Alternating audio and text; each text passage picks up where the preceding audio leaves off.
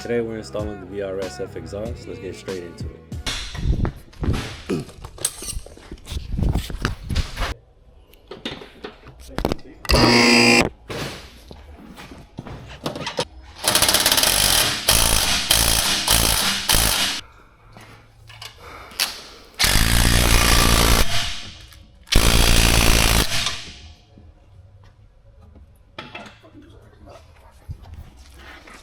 Lower the car a little bit so you can see. Let's go better.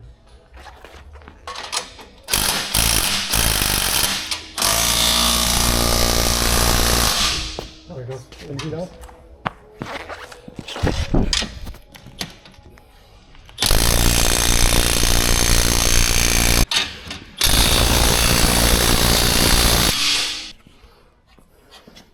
Vamos así.